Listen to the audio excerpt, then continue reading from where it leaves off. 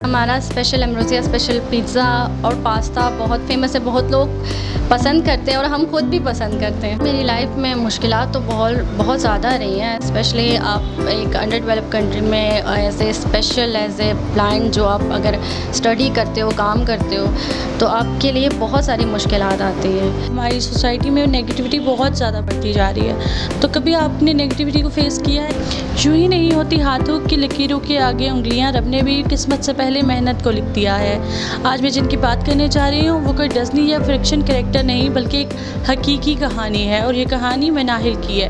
मनाहिल जुज़वी तौर पर बीनाई से मुतासिर होने के बावजूद अपनी तालीम को पहले मुकम्मल किया और उसके बाद बेशुमार ख़वातीन के लिए मिसाल बनी। मनाहिल पहले बहुत सारी नौकरियां कर चुकी हैं और अब I8 मरकज़ इस्लामाबाद में अपना फ़ास्ट फूड कैफ़े चला रही हैं। मनाहिल ने अपने सफ़र का आगाज़ कैसे किया और अब ये क्या कर रही हैं, आए जानते हैं उन्हीं की ज़ुबानी। अस्सलाम वालेकुम मनाहिल, कैसे हैं आप? वालेकुम सलाम, मैं ठीक हूँ। मनाहिल, सबसे पहले तो आप मुझे ये बताइएगा कि आपने जब अपना रेस्टोरेंट खोला तो आपके पास क्या आइडिया था? आपके पास ये आइडिया आया कैसे? एक्चुअली ये आइडिया अभी का नहीं है, ये आइडिया काफ़ी पुराना है। तो जब मैं जॉब करती थी, साथ में मैंने स्टडीज़ भी की, डिफरेंट जॉब्स की, तो मुझे ऐसा लगा कि मैं उतना अच्छा जॉब नहीं कर सकती जितना अच्छा मैं एक बिज़नेस कर सकती हूँ। तो इसीलिए, और ये मेरे माइंड में काफ़ी पुराना था ये आइडिया कि मैं फ़ास्ट फूड कैफ़े बनाना चाहती थी। तो फिर मैंने कहा अगर बिज़नेस ही करना है तो क्यों ना यही चीज़ की जाए जो मैंने अपने माइंड में रखी हुई है। तो इसी वजह से ये स्टार्ट किया। हाँ जी, बिल्कुल। और उसके अलावा आप मुझे ये बताइए कि आपने जॉब पे बिज़नेस को क्यों प्रेफर किया? हालांकि इसमें रिस्क भी होता है, और मतलब जॉब ये है कि आप जॉब करेंगे आपको रिवॉर्ड मिलेगा, लेकिन बिज़नेस का आपको उस तरह से नहीं अंदाज़ा होता कि कब तक आपको रिवॉर्ड मिलेगा। तो फिर भी आपने बिज़नेस को चूज़ किया, उसकी कोई ख़ास वजह? सबसे पहली वजह तो ये है कि जॉब में आप एक लिमिटेड एरियाज़ में काम करते हो, स्पेसिफाइड आपको एक जॉब मिलती है, उसी में आप काम करते हो। तो मुझे ज़्यादातर इंटरेस्ट था मैनेजमेंट में। तो अभी इनिशियल स्टेजेस पे मुझे मैनेजमेंट की जॉब तो मिले नहीं। मैंने डिफरेंट कॉल सेंटर्स में काम किया, ऑर्गेनाइजेशंस में काम किया, एज ए ट्रेनर काम किया, एज ए स्टूडेंट भी मैंने वो ज्वाइन किया। तो मुझे ऐसा ही लगता था कि मैं अपना बेस्ट जो है वो अपने बिज़नेस में ही दे सकती हूँ, इसी वजह से। जब आपने स्टार्ट किया अपनी एजुकेशन को, उसके बाद बिज़नेस को स्टार्ट किया, तो कितनी आपको स्ट्रगल्स जो आपने की, जितने आपके पास अप एंड डाउन्स आए, उसको आपने किस तरह से कॉप अप किया? आपने किस तरह अपनी एक मोटिवेशन में चेंज कर दिया अपनी स्ट्रगल्स को? थ्रू आउट मेरी लाइफ में मुश्किलात तो बहुत ज़्यादा रही हैं, स्पेशली आप एक अंडर डेवलप कंट्री में as a special as a blind जो आप अगर स्टडी करते हो, काम करते हो, तो आपके लिए बहुत सारी मुश्किलात आती हैं। मेरी स्टडीज़ में मेरे लिए बहुत सारी मुश्किलात आई। मैंने बहुत ज़्यादा सफ़र तय किया, फिर मैं अपनी स्टडीज़ करने जाती होती थी बहुत दूर दराज से। मैं बेसिकली कश्मीर से हूँ, मैं अपनी स्टडीज़ के लिए ही इस्लामाबाद में आई थी। फिर उसके बाद मैंने इस्लामाबाद में डिफरेंट जगहों पर जॉब्स की, तो वहाँ पे भी मुझे डिफ़िकल्टीज़ होती रही हैं। जो है सबसे पहले डिफ़िकल्टी मेरे लिए यही होती थी कि मैं रीडिंग राइटिंग जो है वो नहीं कर सकती थी। तो मेरा मोस्टली काम था कंप्यूटर्स पे, तो मैं प्रेफर करती थी ऐसी जॉब जो मैनेजमेंट की हो या तो कंप्यूटर बेस्ड हो, तो वो मेरे लिए ईज़ी था। तो इस तरह की जॉब भी अब आपके लिए एक आप लिमिटेड हो, आपकी आई साइड एक लिमिटेड हो, उसके बाद आपको जॉब भी ऐसी आप चाहते हो कि जो जिसमें आपको फुली कम्फर्ट में मिल जाए, फुली ऐसा हो कि जिसमें आप अपना बेस्ट दे सको। तो कंप्यूटर जॉब मेरे लिए फिर बेस्ट थी। तो ऐसा ही है कि वो फिर रेयरली आपको मिलती है। तो फिर भी मैंने तकरीबन 3 इयर्स मैंने जॉब्स करने के बाद फिर मुझे ऐसे ही लगा कि मैं ऐसी अपना बिज़नेस ही सबसे अच्छा कर सकती हूँ। तो बिज़नेस बनाते हुए भी बहुत सारी मुश्किलात आई। लोगों ने भी काफ़ी कहा कि भाई ये चीज़ बड़ी डिफ़िकल्ट है, रिस्क है, नहीं लेना चाहिए, नहीं काम करना चाहिए। तरह तरह का लोगों ने मुझे डराया, लेकिन मैं यही सोचती थी कि अगर ये वो लोग आपको चीज़ बताते हैं तो आपको हिम्मत मिलती है, आपको इन्हीं चीज़ों से हिम्मत मिलती है कि आप कुछ करो। तो बस यही लोगों ने मुझे डराया, मुझे और हिम्मत मिलती कि इस चीज़ के लिए, तो फिर मैंने ये स्टार्ट किया। अच्छा, और आपकी जर्नी में आपको क्या लगता है कि आपका सपोर्ट सिस्टम कौन रहा है थ्रू आउट द जर्नी? आपकी कोई स्पेशल कोई फ्रेंड?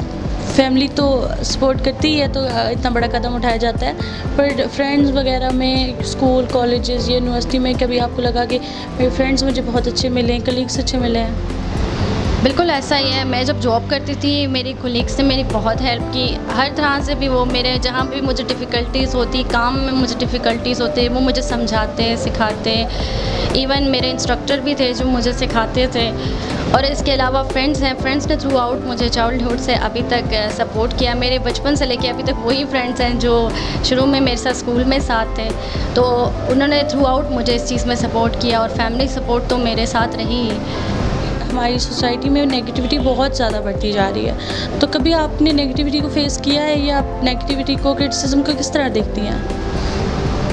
मैं बेसिकली बिलोंग ही कश्मीर से करती हूँ और कश्मीर आपको पता है विलेज एरियाज़ है। सबसे पहले तो मुझे नेगेटिविटी वहाँ से ही मिली। मुझे फैमिलीज़, रिलेटिव्स बहुत सारी बातें करते होते थे कि भाई स्टडीज़ नहीं है यूज़फुल, क्यों करनी है स्टडीज़।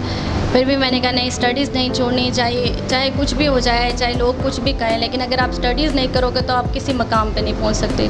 फ़र्स्ट आपका जो स्टेप है वो आपकी स्टडीज़ है, देन आपका जो स्टेप है ना कि वो आप किसी जॉब या किसी बिज़नेस में आप अपने आप को इन्वॉल्व करो। जब तक आप खुद इंडिपेंडेंट नहीं होगे, लोगों की बातें अगर आप सुनोगे, लोग आपको तरह तरह से डीमोटिवेट करते हैं। लेकिन अगर उन्हीं डीमोटिवेशंस को आप अगर अपने लिए मोटिवेशंस बना लो तो आप, मेरा ख्याल नहीं है कि आप हर चीज़ कर सकते हो। कोई भी चीज़ ऐसी नहीं है जो आप नहीं कर सकते।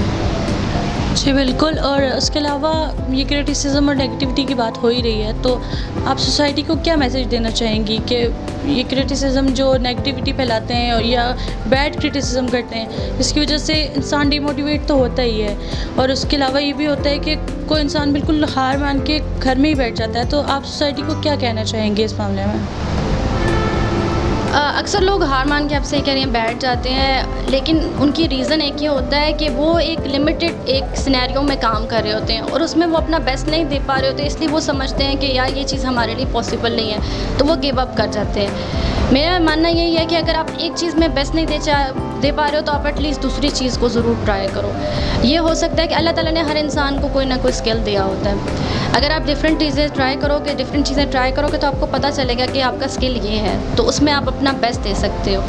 और लोगों के लिए मैं यही कहना चाहती हूँ कि अपनी जो फैमिली में अगर आपकी कोई भी बच्चा है वो अगर किसी चीज़ में लैक कर रहा है तो उसको डिफरेंट चीज़ें ट्राई करवाएं, एटलीस्ट उसको हिम्मत दें कि वो अगर एक चीज़ में लैक कर रहा है उसे डिसअपॉइंट ना करें।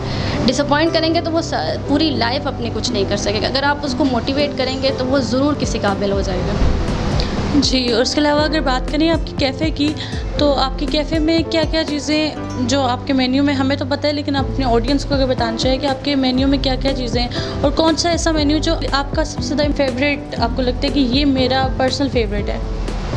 बिल्कुल ऐसा ही है। अमरोज़िया की मुझे तो हर चीज़ ही पसंद है, लेकिन हमारा स्पेशल अमरोज़िया स्पेशल पिज़्ज़ा और पास्ता बहुत फेमस है, बहुत लोग पसंद करते हैं और हम खुद भी पसंद करते हैं। थैंक यू मनाहिल, आपने अपने कीमती वक्त में से हमारे लिए वक्त निकाला, हमसे बात की और अपने पर्सनल एक्सपीरियंसेस शेयर किए। उसके अलावा कोई ऐसी बात जो आप हमें बताना चाहती हो?